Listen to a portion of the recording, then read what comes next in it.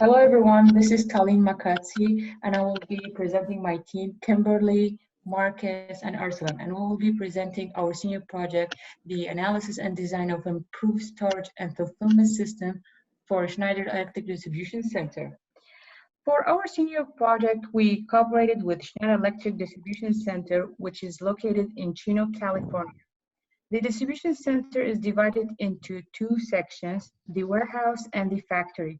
The warehouse manages 4 different business lines that all fall under the Schneider Electric umbrella.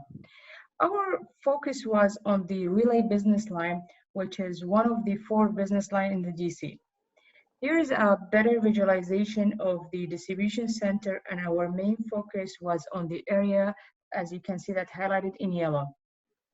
Our project was consisted of 2 main objectives, which are improving the picking process by eliminating the need for forklifts and reducing the labor needed, in addition to analyzing and recognizing the storage policy to think of new approaches to efficiently utilize this space. Now I will pass it to Kimberly to discuss the current state. These are some pictures we took when we visited the distribution center. As you can see, a lot of the shelving is not being fully utilized. The upper levels aren't stowing full pallets because they're being picked from, and the shelving units aren't even half full. Meanwhile, the company is telling us that they are having issues finding space for incoming inventory. When we took the time studies, we made some other observations. When the picker is picking, he's using a paper and pen to record what they're picking. This is an example of a picking slip where a picker picked 5 boxes of 25 units and 1 box of 10 units. The picker is having to do this math by hand to pick the right amount and to update inventory later. This is another picking slip where 1 SKU was stored in 2 entirely separate locations, and the quantity stored in these locations wasn't sufficient for him to visit just 1 location. Items are also frequently being picked from upper levels and back aisles, and items are being stored in pallets and cases when they're normally picked as broken cases. All of these are instances of time being lost. Now Arsalan's going to continue the current state. Thank you, Kim. This spaghetti diagram highlights the number of trips a worker makes in a given day. In this case, it was 5. At any given time, the worker would need to make a long, unnecessary trip to the end of the line to retrieve an item. These trips not only took a long period of time due to the distance, but also to the amount of time the workers spend recording orders on the slips. These were some of the issues that we worked on in our senior project. Now I'll be handing it off to Talin, who will continue to expand upon our current state. For us to have a full comprehension of the business line process, we decided to fabricate a value stream map to have insight as the amount of time each process will take and the location that requires enhancement. The circle boxes, as you can see, are what we identify as a waste, which pretend to traveling and picking. So to solve this, we executed strategies to minimize the travel time of pickers and the time consumption of the physical picking process for the pickers. Moving on, here is one of the great tools we utilize and help us to identify the fast and slow moving SKUs. We created a heat map to point out the frequency of visits of the SKUs. With the help of the heat map, we were able to reveal about 297 SKUs in the forward area, which have never been touched before, like for the past 2 years. As you can see, the discrepancy between the colors, like the green indicates that those locations that have never been touched, and the red means like hot location is like which is the most frequent like picking area. Moving on to, I will hand it off to Marcus to talk more about the current state. Thank you, Talin. Okay, so in a typical warehouse, you'll have 3 storage locations. You're gonna have a deep bulk storage. This is where you're gonna have all your pallets. You're gonna have restock storage, and you're gonna have a fast picking, forward picking area. These 2 last ones, the restock and the fast picking area, are where our problems lie. Order profiling. So profiles give us an overview of movement within the warehouse. There are 2 types of profiles that are relevant to our objective: an order quantity profile and an item activity profile. This brings 2 questions. How do we know which SKUs to place in the forward area? Well, SKUs with the most flow should be located in the forward area. Second question, where should priority be given to these high flow SKUs? Well, priority should be given to SKUs where the foot picker needs to visit the location the most. It should not be given to SKUs that just have a high quantity from sales. These are most likely shipped out by pallets and require little in terms of labor. Here we have the relay's order quantity profile, which deals with how much of the SKUs flow out of the warehouse. This is more of a sales-oriented demand overview, telling you what percentage of SKUs make up the bulk of the flow going out of a warehouse. As noted here, 17% of the SKUs account for 80% of the total quantity flow going out of this warehouse. Here we have Relay's item activity profile, which deals with how often a SKU shows up in an order. Usually SKUs are ordered as an each or eaches, meaning single or a small handful in quantity. This translates to how often a foot picker needs to visit a location to pick that SKU. In turn, this is where the bulk of labor costs in a warehouse are. As you can see here, 40% of the SKUs make up 80% of the total activity in the warehouse. It's important to note that this is not a typical distribution when it comes to warehouses. The Relay's business line does not have a skewed distribution and shows up a little flatter than a typical Pareto chart. Next, we'll have Kim talking about data distributions. When we took the time studies, we had to split the process into multiple steps. These steps include moving between locations, loading items, recording onto a picking slip, which includes writing, doing math, and checking the order, and unloading items.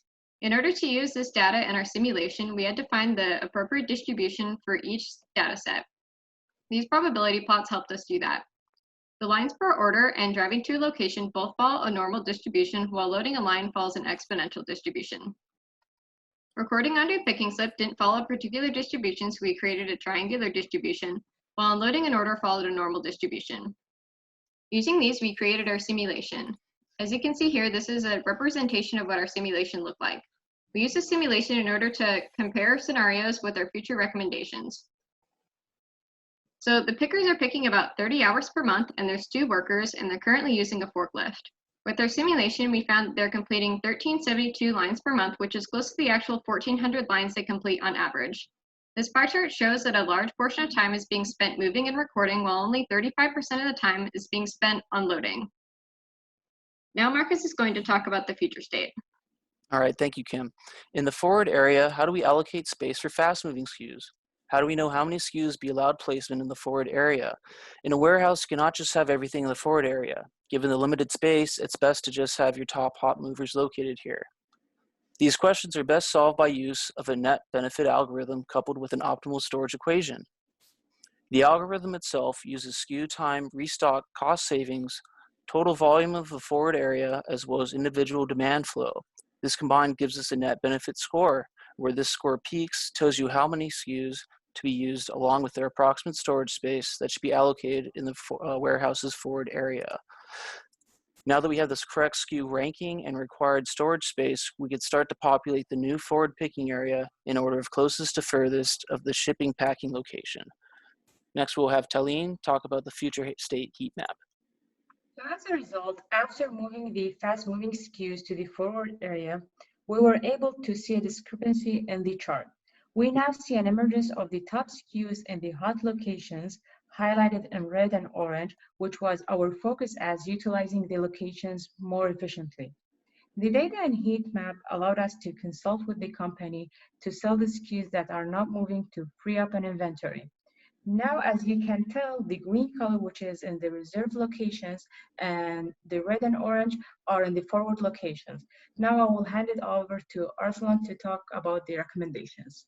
Thank you, Talin. Now we'll discuss some of the tools a company can use to improve the picking process. When looking over solutions to improve the picking process, we propose that the company transition from slip picking to the usage of RFID scanners instead. RFID scanners will eliminate the need for pen and paper, and as a result will increase picking accuracy. These tools are already in use in various parts of the facility and therefore should be easy to implement. Due to the large amount of time spent picking items when using the forklift, the company wished to transition to push carts.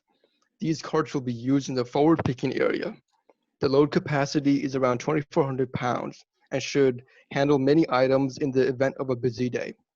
Now Kim will talk about the future state simulations with the changes that we have proposed. Thank you, Arsalan. So as you can see here in these comparison charts, we've now transitioned from forklift to foot picking. Our number of lines completed per month has increased from 1,372 to 1,841. As seen in this pie chart, now 50% of the time is being spent loading, while less time is being spent moving and recording. This means more time is being spent on the value-added portions of the picking process.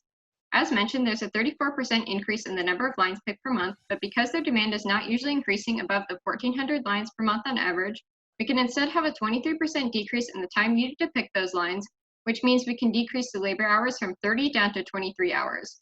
Now, Arsalan's going to talk about the economic analysis. Thank you, Kim.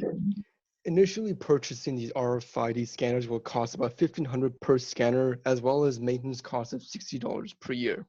Incorporating these changes resulted in a net present cost of $3,500. However, the benefits can be seen in the labor savings. In our simulations, we have shown that we've saved about 7 hours of labor per month, as well as $16 per hour. It should be noted that these 7 hours can be used in other parts of the facility where it is needed. In addition, these changes resulted in a net present savings of $5,100. Currently, the company rents forklifts for about $1,600 per month. In addition, there's also maintenance costs and power costs about $5,000 per year. However, as we have shown, there's no longer a need for these 2 forklifts.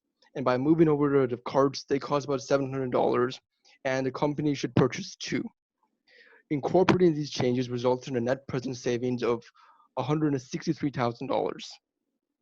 In addition, there's a lot of inventory that has not moved in 2 years. It is currently taking up space. If the company were to sell this, they would get $80,000. In conclusion, all these proposed changes will cost a little under $5,000. However, the company will save a total close to $250,000. Now I'll be handing off to Marcus, who will conclude our presentation. Thank you, Arsalan. So me and my team, we'd just like to thank Schneider Electric for giving us the opportunity to do this project, along with our advisor, Dr. Parsa, and the whole IME department. Do we have any questions?